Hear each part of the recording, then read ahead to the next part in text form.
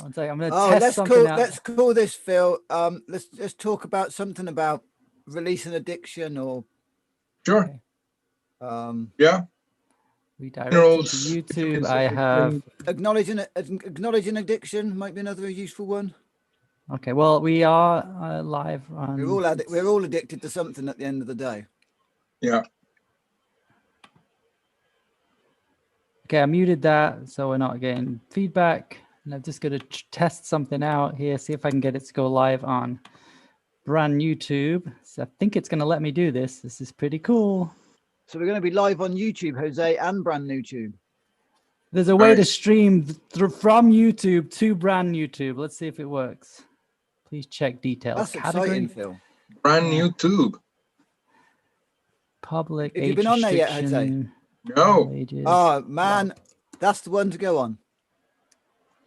We're migrating. Addiction and transformation, right? Yeah. That sounds good. Okay. It sounds good. Let's see if it'll let me do it. Is it gonna let me do it? This is us talking. This is always the craziness of the start. Oh my God, it's worked. Okay, cool. Wow, really? There you go. It's videos live on brand YouTube too. It's been reviewed or something, so we'll just leave it at that, and then we'll get going. All right, and we go down. All righty. Well, I'm Phil, and I'm Phil, and this is another episode of season 2, episode 3 or 4, I think, of the Phil and Phil Show. So welcome everybody. Wow, what amazing times we're in. What amazing times, amazing chances of transformation, amazing chances of letting go of control, letting go of abuse of power. Oh, what a time. So really exciting. Phil's just lovingly smudging us all here. Thank you, Phil. So tonight we've got a guest. And our guest is called Jose. So I know Jose. He's one of the companies that I deal with. An amazing little company. They sell some cracking products. One of my favorite ones is nano silver, and they also do nano gold. So nano's about the particular size of the elements within these.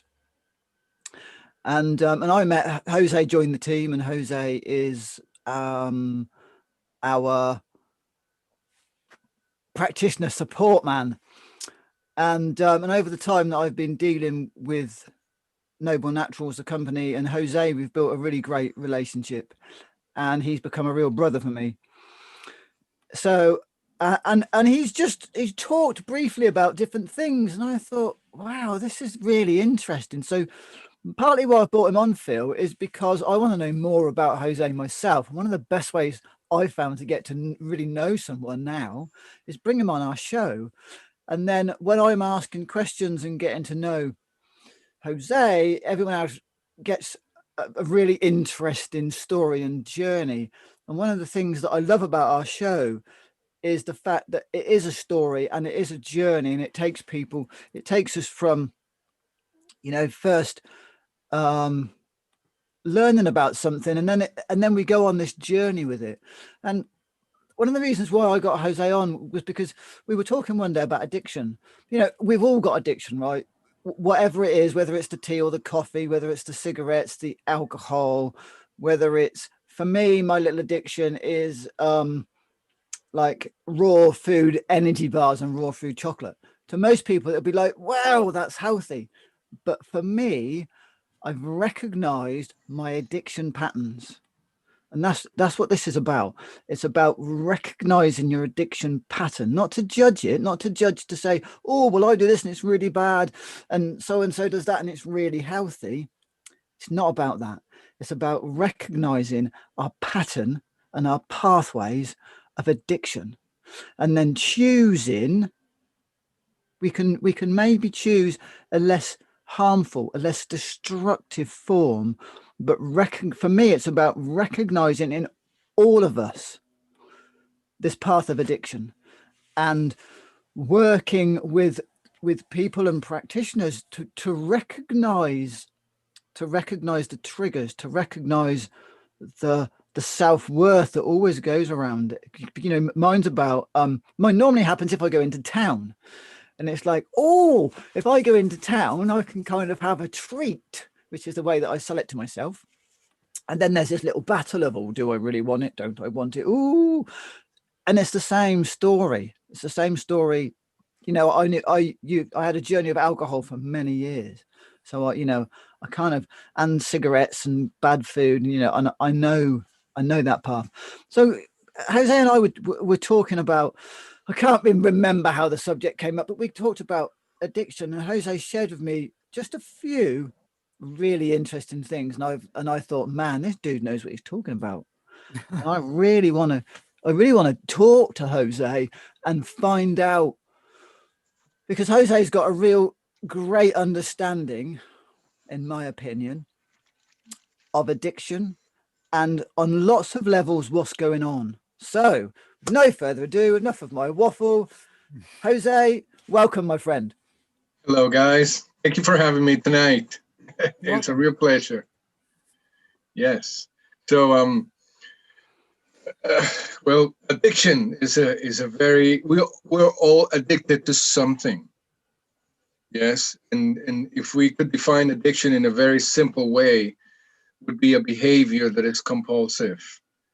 Compulsive meaning that it arises apparently naturally, and it's an impulse that we can no longer, or we need to muster a lot of strength to hold or to stop. And the thing is, the mind works in automatisms, meaning we create routines in order not to think about things. This is the basics of that behavior. The problem is when it takes over and starts disturbing other areas of our life. And that's when it can become very destructive. And this is when people start, having trouble in their lives, basically. So we are all been addicted throughout our youth, or early years, or to one type of behavior or another. But in society nowadays, I'd say, well, the most misunderstood addiction is the addiction to drugs and alcohol. And there's a whole industry around it that has chosen to label people that are undergoing addiction and make them feel bad as a way of sort of controlling them, and has not given a natural solution for addiction. That would be my opening statement to the subject. Yeah, cool. Yeah, I really like that. It's a behavioral thing. So one of the things out of all the the personal work that I've done, Jose, is and for me the alcohol thing was about it was actually about loss, is what I've now realized. It was for me it was, back then I saw it as boredom. I saw it as not knowing what to do, having no direction, not really having a community. But for me, it was really a loss of my connection. Ultimately, it's been a loss of my connection to self, right, and the universe. But for me, it was about being taken away from out of nature. From my, I grew up in nature, and my whole childhood was in nature. And then I leave school and I'm out in the world. And my job takes me away from nature. My living kind of, even though I live in the countryside, it still took me out of nature, because by that time the farms that I used to help on had closed, and my grandfather that I used to help had retired, and all of a sudden it's like, wow. And actually the grief of the loss of my way of life, and then being lost in life, not really knowing what to do, so doing the next best thing that I could. And it was actually I was using, well, I didn't know what else to do. I lived in a little village, and either you stay at home and watch the television, or you go to the pub. And for me, going to the pub was the winner. And then with the pub came alcohol. Well, it makes sense. It makes a lot of sense. Well, Well, addiction to alcohol specifically, I mean, when one resources to any type of behavior produces a chemical reaction, in this case, it's alcohol, we're trying to solve a problem. That's all we're doing. We're trying to solve a problem. People want to give all sorts of explanations, but you want to change the way you feel. And that's the main thing. You want to change the way you feel, and then some people resort to some drugs, some people resort to others, or dangerous behaviors that give you adrenaline. But at the end, you're trying to change and to solve a problem. What happens is, for most people, that problem is not in sight. They cannot clearly see it. This because, in my opinion, it's composed or formed by a multitude of variables. And I can see how being detached from nature, which probably was a very good source of happiness for you, and you could identify with nature, and you could feel good in nature, and it made you tap into part of your soul that made you feel good. Purpose, you felt at home, and then when you're taken from there to another environment, you're missing that. You have a huge vacuum, and usually that vacuum is filled with whatever is more available. For some people, it's TV. For some people, it's food. For some people, it's alcohol, cigarettes, and all of the above, including porn or gaming. I mean, you name it. The thing is, one should not be branded and talked down, because at the end, one is just trying to solve a problem. Although the tools are precarious, there's other ways to do it. But I can see that, and And let me ask you something. In those days, just because we're talking about your experience as well, I can tell that it's not only me, it's doctors that in the 50s were doing studies about alcoholics. There's a famous doctor that discovered that alcoholism is mainly, in his opinion, a nutritional problem, meaning the person was highly malnourished. It may not have started like that. Once the person becomes and visiting alcohol in a regular basis, all his vitamins, all his minerals are automatically depleted, and the person remains very malnourished. I don't know if those days how was that for you? Did you realize that, or have you ever thought about that possibility? Yeah, because I spent years trying to rebuild my body from overworking and I drank every day for years. But the interesting thing was, as soon as an opportunity came up that was fun, I never drank. So if I went to visit my grandparents, because my granddad was still on the land, but his work had changed. But if I went to visit him, I never drank, I never smoked.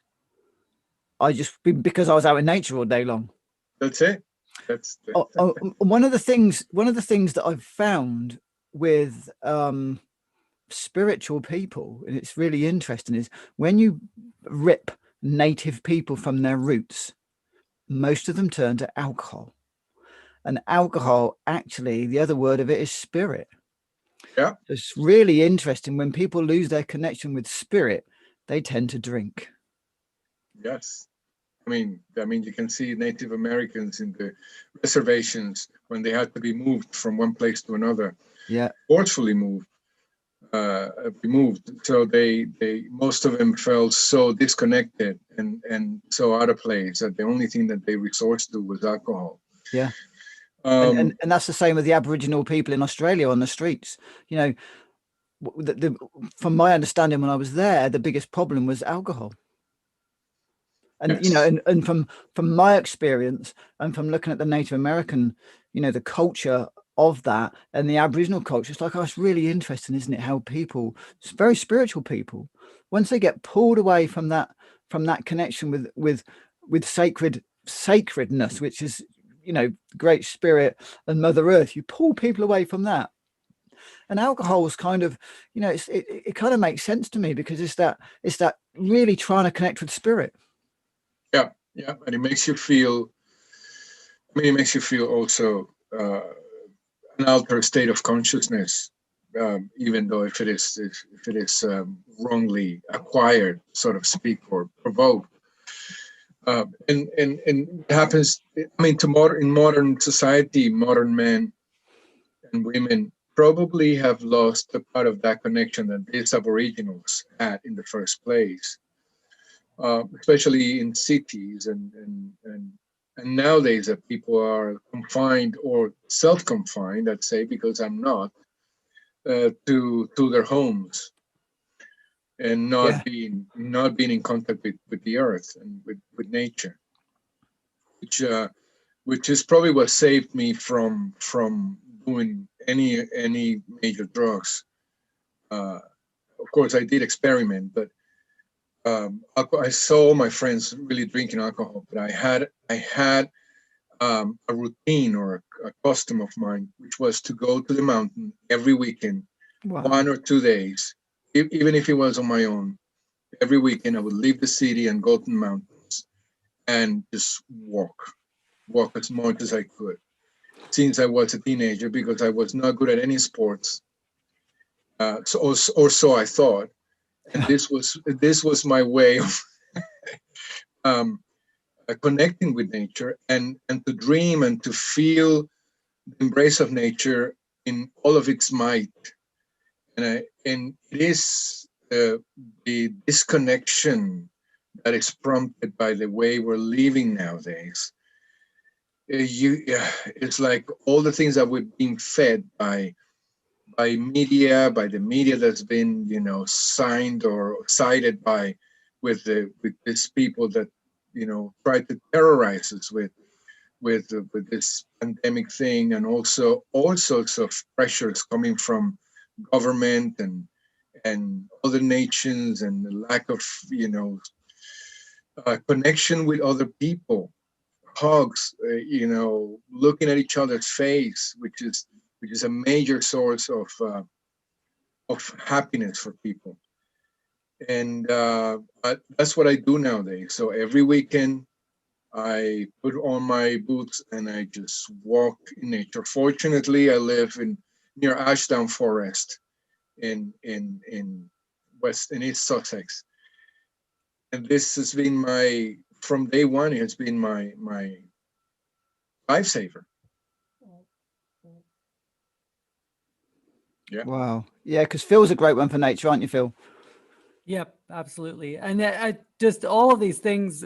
What is it like? We're living lifestyles that are very disconnected from nature. So, or people are going to jobs that they're really stressing them out. So they get home and it's like, drink the alcohol, smoke the cigarettes, watch the sitcom or the TV, binge watch the TV show. It's a numbing down. So yeah, there's definitely like a dopamine hit, and there's a drug effect from that, getting high, but it's also like it's trying to shut out. I don't even want to think about this terrible day I had at work, disconnect from nature, stuck in an office. So these addictions, it's trying to dumb down. It's just trying to dumb down on just like a disconnection from the divine, from spirit, from nature, from our true reality, because it's just too much. It's just like, wow, this is not a good lifestyle. And so we can see why people are eating really bad food, and especially now in the lockdown, I'm sure alcohol consumption has gone up. I'm sure people are taking more drugs. I mean, you're lucky, but there are people in like cities around the world that can't even get to nature.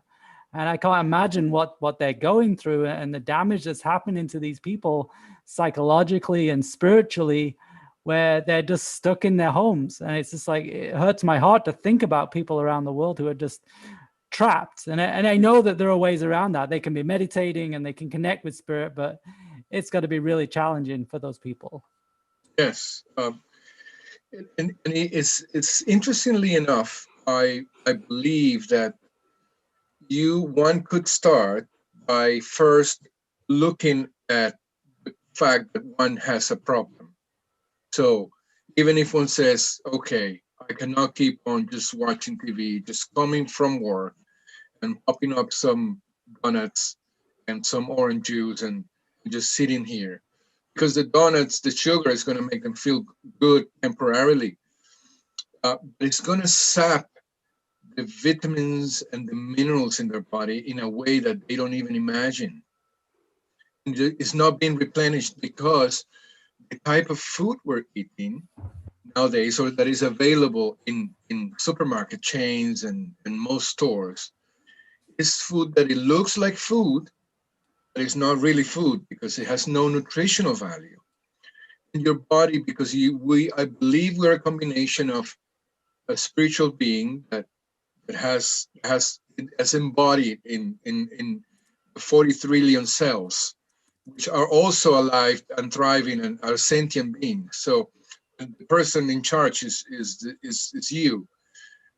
And it's like your body can no longer support your spirituality. It's like if you try to meditate on a diet of, I'm just gonna say donuts because it's what comes back from when I lived in America, uh, and or sugars of any kind. It's not, you're not gonna be able to close your eyes and relax because your nervous system needs the zinc and the magnesium and the potassium and the calcium that is in plants and that is available, that your body can recognize and use. So as long as during this period of time, we keep on feeding ourselves with foods that are not uh, supporting life, then we're going to have this problem. And I just give you a quick note here. I'm reading a book of, I'm an Ayurvedic nutrition and lifestyle um, um, practitioner, and I like this quote from Dr. Vasant Lad. He says, digestion is the subtle process that transforms food into consciousness. If you take a minute and you think and you stop and look at this, digestion is the subtle process. So we're talking about the subtlety of foods, what foods carry that can give to your body, that transforms food into consciousness. So basically what he's saying, in a way that we all have heard before, is you are what you eat. And the Ayurvedic tradition 5,000 years ago, they already knew that.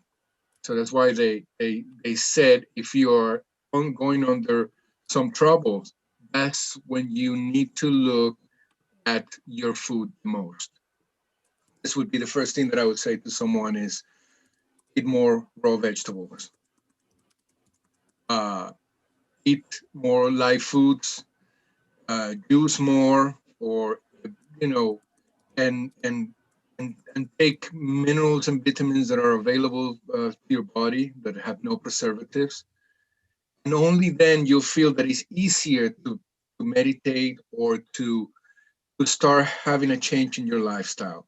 Otherwise, it's like you're fighting against an elephant that is 10 times more powerful than you, because that's what the body does.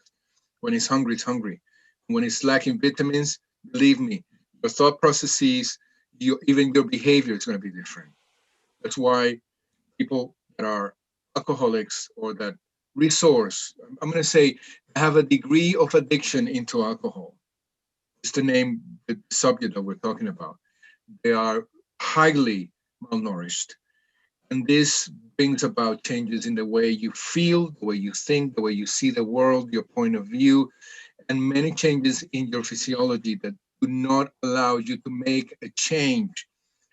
Because if you want to make a change, you need to start from the food, and then from the food, then you create a clear platform, and then you can engage into some sort of therapy afterwards.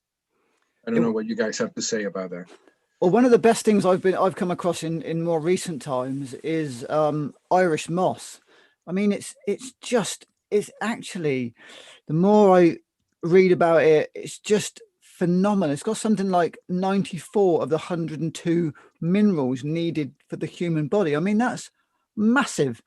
Yes. It strips mucus out, it rebuilds digestion, it remineralizes, it wow, the list goes on and on and on about the benefits of Irish moss. And you know, actually, as a supplement, I think now if anyone's going to ask me, oh, Phil, what's the best mineral supplement? It's going to be Irish moss, because you know, compared to other supplements, it's relatively inexpensive. It's readily accessible, and it's easy, and it's that hasn't been fiddled with. You know, it's a whole plant source of amazing nutrients on lots of levels.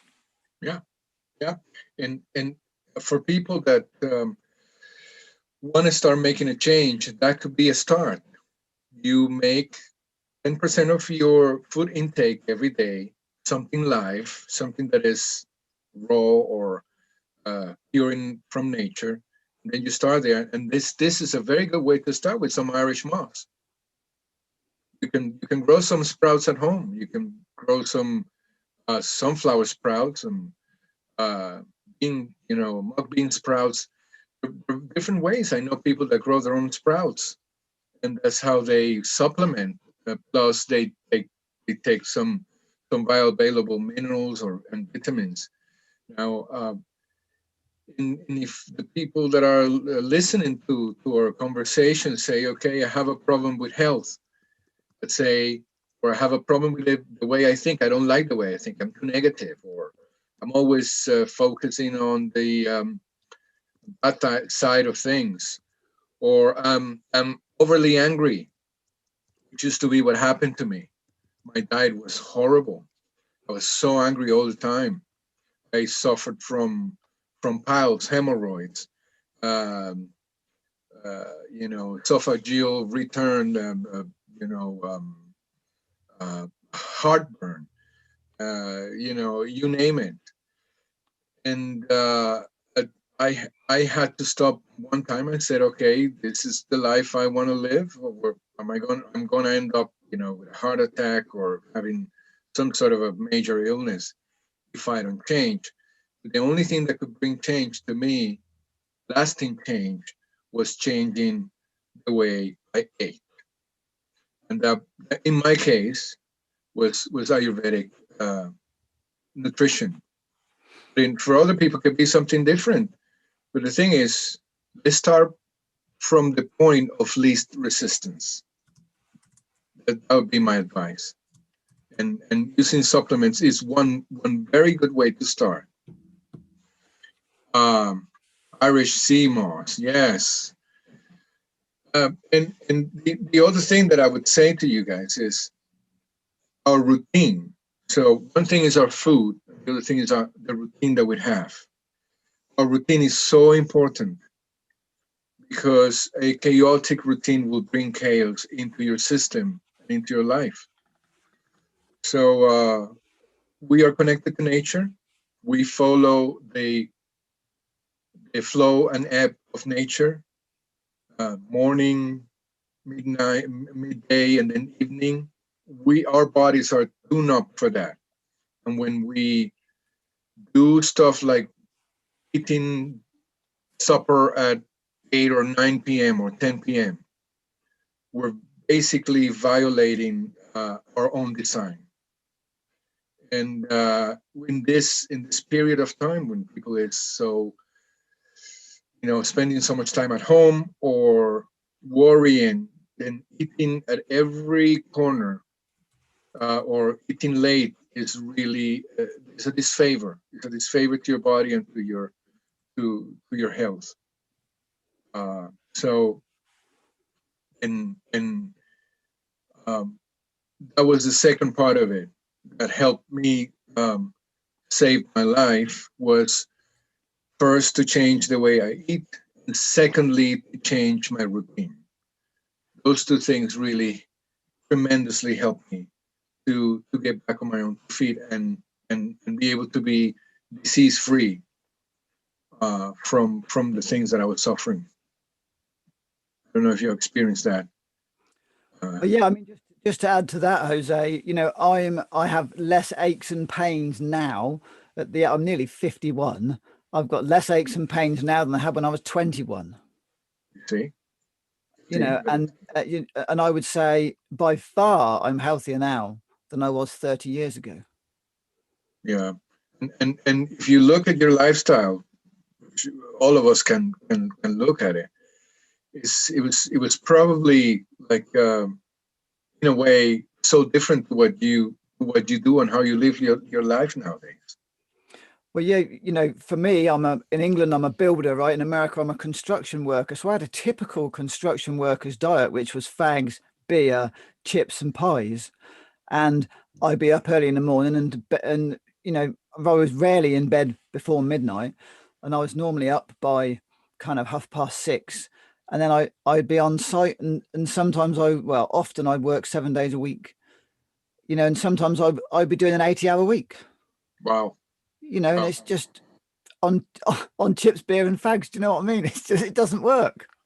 And you probably had to resource to I don't know if you ever smoked or cigarettes but I see people like drinking coffee because they're so exhausted or depleted and they don't know how to keep up. So you can see some of these people that have to get up very early in the morning and work till hours very late at night.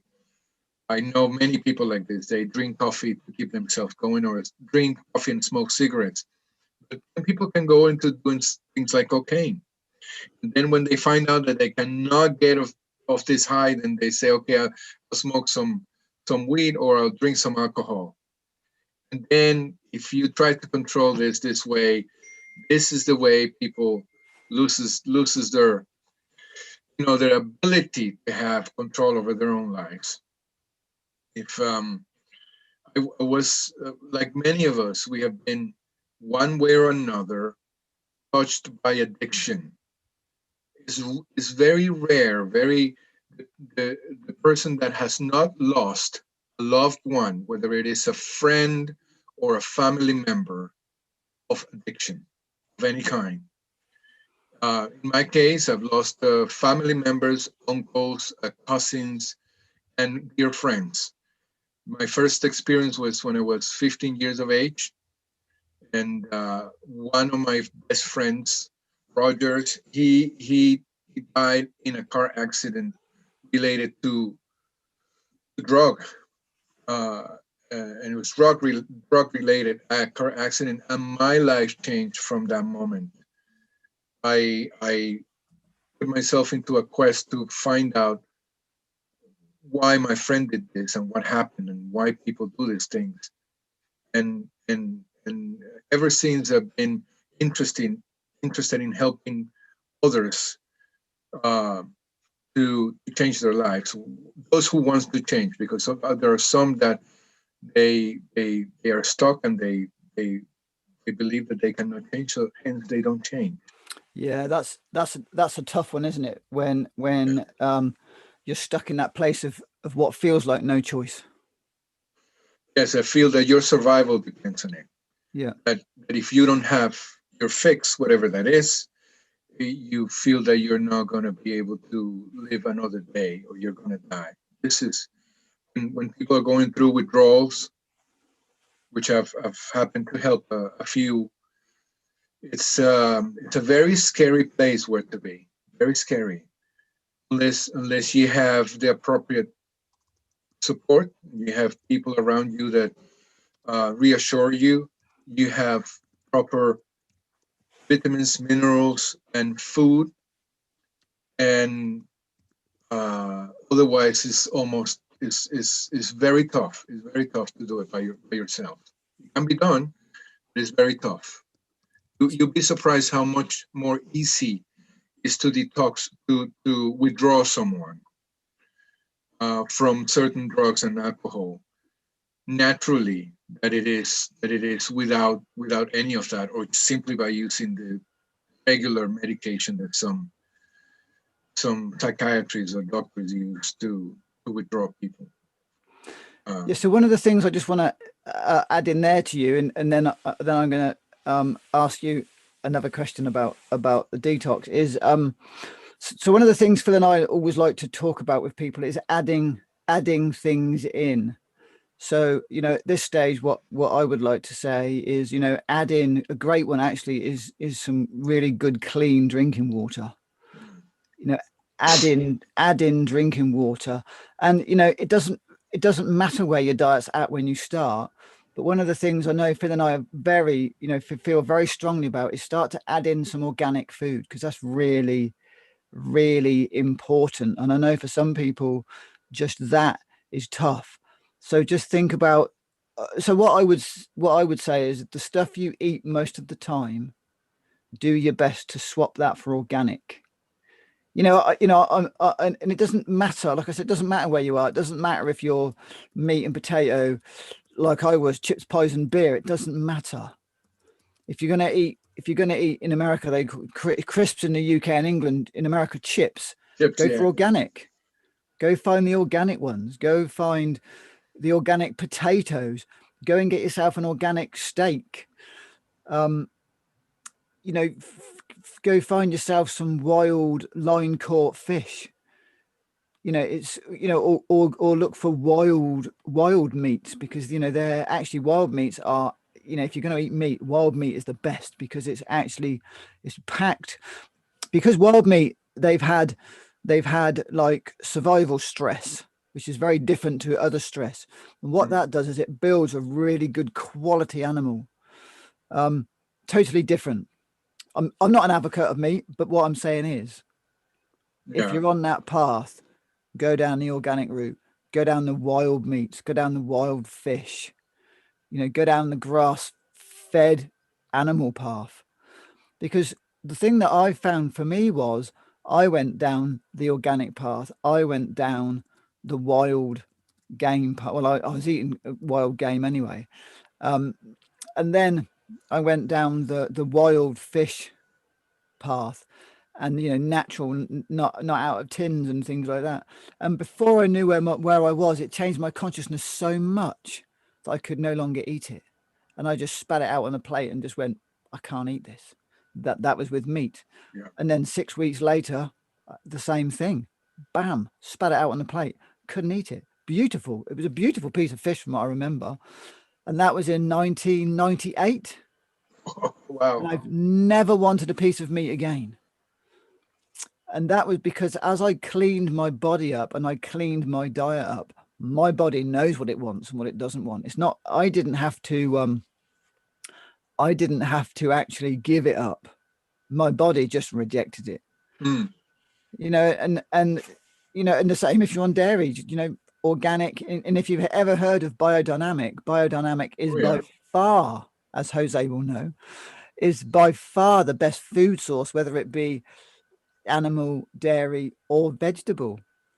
So, you know, that's where it's just such a great place to start. You know, people have got all their own opinions, but actually when you're looking at health, and, you know, and let's look at animal welfare. If you're eating a piece of wild shot meat, it hasn't had the stress, it hasn't had the abuse, it hasn't had the torture and the trauma. If you go for grass fed, you know, they're out in the field, they're alive, they're in nature, they're looked after. Find a local farmer. That's, you know, go get to know your farmer. See how they actually rear their animals. Go out on a little road trip and in the car. Go find a farmer. Go and meet the farmer. Go and look at how they keep their animals. And, you know, and then maybe you'll go, actually, I don't want to do that anymore. Do you know what I mean? It's like, go educate yourselves, find out how they rear stuff, find out how that thing that you're eating is actually produced. And it doesn't matter whether it's, you know, a cow or a potato. It's really nice if you can build a relationship with the farm that's producing it, and go support your local farmer, you know. I totally believe in that. It's been hard for me because I was in the past of the mentality of, well, if it is organic, it's going to cost me more money. And at the end, if you look at it and say, okay, I'm going to just give you an example for those that are watching now, that think, okay, well, but it's pretty much the same. Well, it's not, and then, you know, it's not, because just talk about pesticides and the quality of nutrients that organic can have. No pesticides and high quality of nutrients. But let's talk about satiety. So when you eat organic food, you feel that you have eaten. You an hour later or 2 hours later, you're not going to be hungry. And this has to all to do with good content of nutrients in the food. So if you eat some potato and steak from any of the other commercial chains out there, you may feel hungry half an hour later or an hour later. Well, if you eat a good organic food, it'll go longer. In terms of money, the more you eat, the more you spend. So I know by experience that if I don't eat very good quality food, I will be spending more money because I'm gonna be hunger. I'm gonna have hunger later on, very soon after. So I know myself this way. Yeah. Yeah. So here we have Low Hatch and we have Tablehurst Farm, which are both biodynamic farms. And at the moment I'm staying in a place that is very close to those two farms, and it's really a pleasure to go there and pick your vegetables, and for those sometimes pick my meat when I feel that I need it. But it's also like you said, we are so detached from nature, like the other field said, that you lose the relationship our forefathers used to have with the food they ate. Hmm. So if you, as the average American, they don't know how to plant a potato or leeks or anything. If you ask, I mean, here most people have gardens that can have one, and some of them will. There is a culture in England that I found where people are more concerned or more dedicated to growing, even if it is a little bit of vegetables, either in their kitchens or in the backyards or some a little plot of land. It is something that I find endearing, but also it humbles me because it shows me how I grew up in a city and I had no relationship with the food I ate at all. Mm. So I went to the supermarket or the grocery store, and then I just picked stuff that I didn't know where it came from. So you really don't build value like that. You build up value and intention when you look at the food and you know where it's coming from. You know the guy that's been planting the cabbage, and you say, okay, this was done by this guy. This there is a value to that is not you cannot buy with money, because basically farmers are people with good hearts first and foremost, especially people that do organic farming. So there is a chain of goodness that is passed from this person to you, and then you are aware of it. One way that you can do to actually neutralize any negativity, because it's the other way around. There's a change of negative energy that is passed from industrialized farming onto your table. Besides soaking it in salt, water, for example, your vegetables, just to detox them a little bit before you have them. If you cannot buy any organic vegetables, is that you bless your food from whatever tradition you are. If you bless your food, you bless the hands that handled that food, the hands that collected the vegetables and planted the seeds and everything, all the people that went through it and the vegetables themselves. You have some sort of, like Sadhguru says, have some humbleness. Uh, uh, be humble, because this is a creature that is a living being. It could be a vegetable, it could be a piece of meat that has ceasing to exist, so it can become part of you and you can live on. So there is a sort of a respect there, which is some of what the Native Americans used to do when they used to give thanks to brother deer once they have killed it and say thank you. The same thing that you can do it. You don't need to be a Native American, be wearing anything. You just can do it. Just take a minute, look at your food, close your eyes or with eyes open and say thank you for this food, and now it's going to become myself. It's going to give me life. Thank you to the hands that participated in the process of bringing this food here. And that's an easy way to do it, and it works. Yeah, I really like that, Jose. That's a good.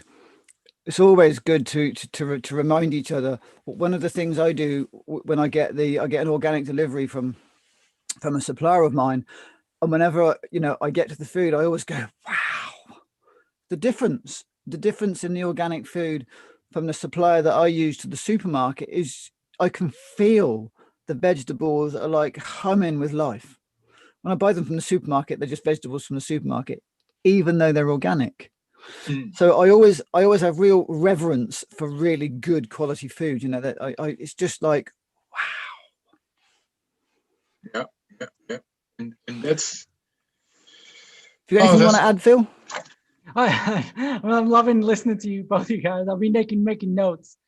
I just kind of go back to way back because you guys are just on the flow, We were talking about the alcohol and then you mentioned the coffee too, but just like really kind of recognizing that being kind to oneself. It's like we're born into this world that's this Western world with these Western lifestyles where we're not connected to the natural cycles of the earth. Like we go into school and it's like, okay, school is Monday to Friday, and then you get the weekends, and it's like no reverence for the moon or the sunrise or the sunset, or like it's just like very rigid, very left brain society. And so it makes sense that people go to alcohol. So at nighttime, it's like, okay, alcohol, like, because I got to get out of my left brain to get in my right brain. So that makes sense that. And then it's like the next day starts, it's like, oh shoot, I got to get back into my left brain. So I got to get the coffee down. So it's like, I got to be focused. It's just like,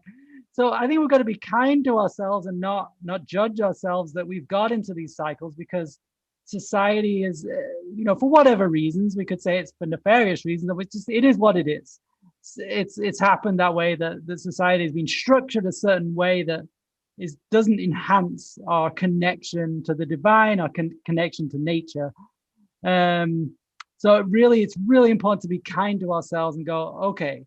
And that's why, we like to talk about adding in minerals, absolutely, because minerals make absolute sense, because minerals are something that's grounding. So these Western lives are very ungrounding, are disconnecting. We're going to concrete offices, or we're living in hermetically sealed buildings, or that's totally disconnected. So those lifestyles and the alcohol and the coffee deplete us of minerals. So it makes total sense to bring in minerals. I think sea moss is excellent. I like to use ocean minerals. There's a couple of different brands out there of ocean focused minerals that are very, very helpful. But it's really simple. You just take a tablespoon of it a day, and it can be really helpful for people. So yeah, we've got the depleted foods, ungrounded lifestyles, disconnected from the natural cycles. And then, so what I was coming to is like, what is our reconnection point? And each person, that's going to be different, whether it's a simple thing like, okay, I'm going to start taking minerals. Maybe I'm going to meditate. Maybe I'm going to spend a little bit more time out. I'm going to go to the park. Maybe you're in the city and it's like, let me get to the park with my dog, or let me get to the park and sit under a tree. But just like taking simple steps that can start to reconnect you with the cycles, and being kind and going, and they'll go, well, I still drank alcohol that night. It's like, or I still smoked a cigarette. Well, that's okay. It's like, you're still working through this, and we're all working through this together. And right now, especially, we are in the Great Awakening. So many people are going more to sleep right now. They're in more pain than ever. So we're all going to help each other and be really kind to each other, and help each other to awaken and to find this path. Yeah. So, yeah. So. Yeah, I love that you brought in this being kind to oneself. The way I was brought up, it was you need to be tough. Living in a Latin American country, in a city with a lot of crime, you had to be tough and you had to be quick, and and that kind of mentality is if you compare the two main responses of the body, the fight or flight response, which I think that is what is prevailing right now, which is being high alert, worried, is heart pumping, even if it is if you're not under any imminent threat, but it's just all the input from the outside, all the news, the doomsday, now there are no jobs, you have to stay at home, you cannot see your beloved family. All these things create a state of, and is one way to be kind to ourselves is to remind us that there were times where we'll be able to be relaxed. Like you said, it could be you have a pint or you smoke a cigarette, whatever helps you. From the point of view of the body, we have two systems. It's the same system that takes over depending on the situation, which is this in the nervous system is the parasympathetic nervous response and the sympathetic response. Sympathetic is the high, you know, anxiety that one can feel, and it could be triggered by almost anything that we perceive as a threat. So it's also a matter of how we perceive the world. And interestingly enough, there is a physical feature in all of us. Is one of the cranial nerves. It's called the vagus nerve that goes from the brain down to the throat and down through to the cavity, the stomach, etc. And is the one that regulates all the non-voluntary processes of the organs in the body. So it's a feedback mechanism as well. And I was just looking at it today.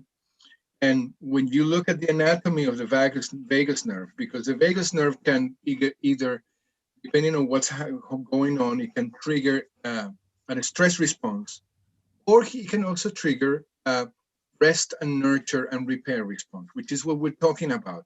Because this connection can happen more easily when you calm down, when you relax, kick back, allow yourself some gentleness into your own life, like you mentioned. And I was looking at how the nerve goes by, and it goes through the voice box to the heart. It also serves the esophagus, the diaphragm, which is the muscle of respiration, the sinuses. This is very interesting. So through the nostrils, and the sinuses in the bones in the face, the stomach, the ears, and the tongue. Those are the places. Of course, it goes to many organs. It goes to many other organs as well. These are the most important places. And if you look at it, if someone wants to relax and trigger this relaxation response, they could, for example, sing, because the vagus has a motor connection to the voice box. So singing out loud is a way to relax and trigger a relaxation response. To the nose, which means any stuff that you smell, like aromatherapy, can help, but also humming. Humming will actually have it's a great way to reconnect. So again, you don't have to meditate. You don't have to sit with your legs crossed in a very uncomfortable position, that is very unnatural for a Westerner. You can hum, you can sing. Also diaphragm, which gives you the idea of you can breathe, which is very common. The mechanism is when you have long breaths into your belly, and you work out the diaphragm, and the diaphragm is telling the rest of the nervous system, hey, let's relax. Brain, take a break, kick back. Then you have the esophagus and the stomach. How else do we relax? When we eat something that we like, especially if we like it.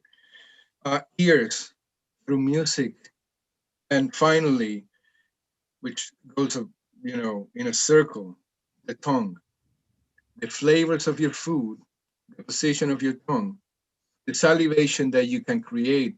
All those are triggers to the vagus nerve to go into the relaxation response.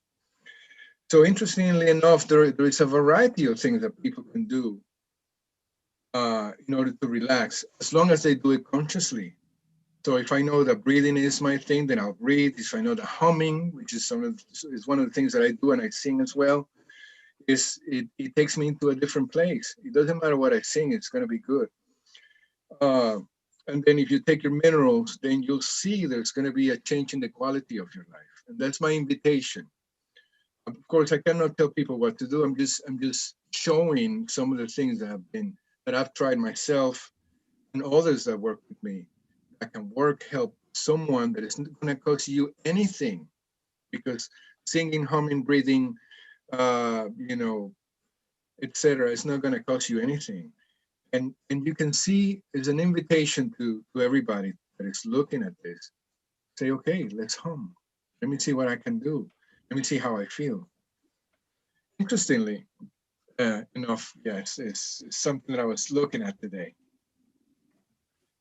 What do you guys say? Beautiful. Yeah. Yeah, for me personally, like I got out of balance in this last year. We talked about it on last week's show. I got myself a little too lost in focused on the drama of the world. It's like, and I know better, but it was an intense year for everybody. And in the past weeks, I've had to come back to like what I know. And for me, it's good meditation, focused on my breath, slowing down. It's like I cut out all the media. Luckily, we got kicked off Facebook, so I'm not focused on that. So I actually feel a lot better. So it's really good. So, and just I do a few. I'm doing a few adrenal supplements just to bring me back to ground again. But just to recognize, I've been along the path a long time, and I know like what it is to be healthy, and yeah, being vulnerable and going, yeah, I kind of messed up. I was meditating very strongly at the beginning of 2020, for a long time before, and then I kind of let it all slipped as I got sucked into the drama of the play, the play of the world, and it sucked me in. And I, partly because I really care. I care about people, and I was like, oh, we need to get healthy, and like we need to. And I was trying to push my message, and then I ended up getting sucked into the many different stories that are out there, and it depleted me, and it was not good for me. And I'm very sensitive, very empathetic, so I tend to take all that energy into my heart, and then my heart started to go into tachycardia, which is kind of a little weakness pathway, and it's like, oh shoot, I got off track, so let's come back. So we're all in this together for sure. In reality, not in a fake sense of we're all in this together. We are people in the Great Awakening. So yes, we are. This is a great opportunity, and it's painful, but no growth comes without pain or discomfort. At the edge of pain, at the edge of discomfort, is where the most amount of growth occurs. So when a situation pushes you, it's actually, it's good to just go on with it and see what you can discover. I had to reinvent myself during this time, change the way I relate to myself as well, to others, to my job, to the things that I want to do, or rethinking my life. And now I'm going to a place that I didn't think I could, and it's been an opportunity. I think it's been an opportunity for those. When you look at this episodes in history, human history, always repeat themselves because history is cyclical. So you can see in the past there was also a great pandemia or the great Black Death, or and it changed the life of millions as well. And those who were able to innovate to take that impulse that is apparently very negative and just say, okay, what positive can I get out of this? You know, and then they most probably survived. Those who resisted and wanted to hang on to their own things and whatever the past was, they got decimated. And it's interesting to see how some people are thriving in these times, you know, quote unquote. Some people are really having a very, very, very hard time. And it's a personal journey, like you said. We are all going in it together. And it's I am privileged to be living these times because this is a time in history. I think that we'll come up on top. And when I say I think that we will come on top, is the human being. Yeah, I agree, Jose. Will come on top. Yeah. Not the machines, not the agenda of those who want to change the world to something that we don't know. No, I think that our humanity will come on top. Yeah. Yeah, that's my sense is we're going down the birth canal to a new age, and it's tough at the moment, which of course birth is tough. And you know, we're going to pop out the end into a world that maybe we don't recognize. Maybe we're ready, maybe we're not, and that's also the growth. And I think we just have to embrace this new time and really support each other, you know. And that's why Phil and I really decided to start the show was to support us, to support each other, to share information we've come and to share our friends, you know, people like yourself that we meet on our travels and go, wow, actually that, you know, I really resonate with that person. I really want to talk to them and learn more. And I'm aware of the time now, Jose. So maybe we need to get you on again. Absolutely. And you know, and then let's talk about some protocols. Let's talk about some useful tools, because I know you're a man of many tools. So yeah, maybe it's time to Let me just wrap up tonight. Yeah, I'll throw in one thing. Just I don't know what I'm going to say now. It's just a great opportunity. That's, like you say, it's a great opportunity to. Oh yeah, that's what I was saying. I was thinking there's going to be a lot of loss in this time. So I was talking to Susan. I'm like, you know, we're attached to the way things were, or the old normal, and people are like, oh, I'm losing all this stuff, and I miss normality. I wanted to go back to normal, and I think none of us really wanted to go back to how it was, because we were like, we knew that it was broken.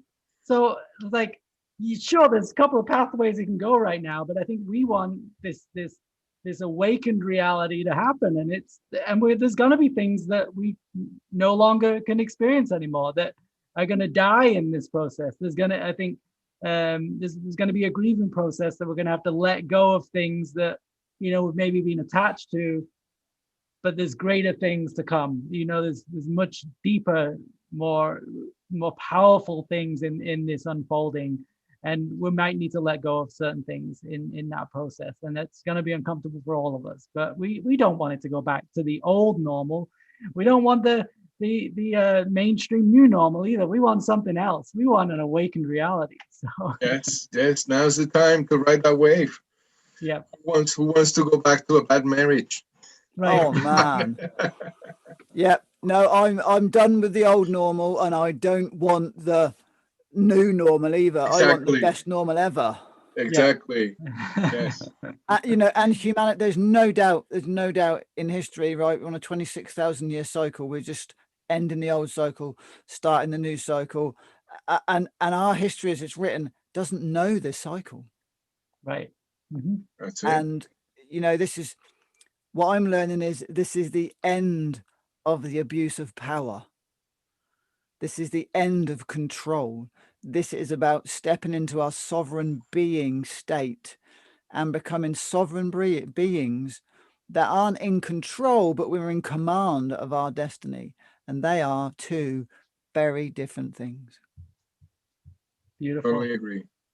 Jose, is there anything you'd like to say just to wrap up? Thank you guys for having me in tonight.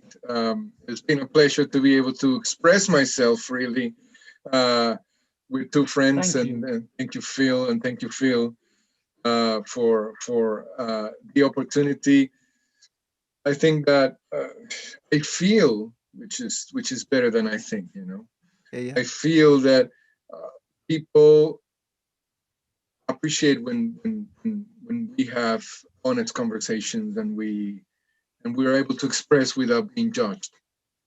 And this is a space that lends itself for that, and to explore new things, which I'm always for it. So thank you guys, I appreciate it. Beautiful. Thank you so much for coming on. Thank you, Phil.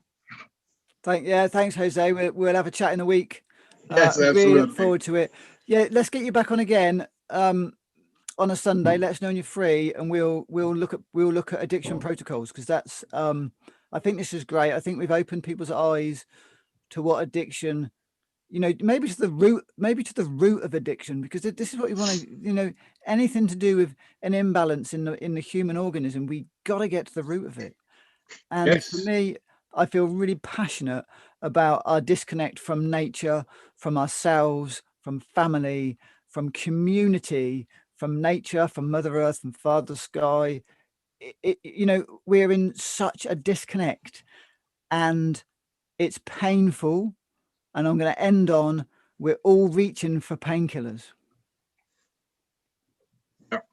Yeah.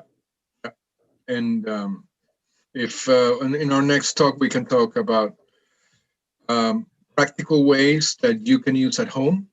Yep. To help someone that you love, starting with yourself. Yeah, well, yeah. start at home with self. Yes.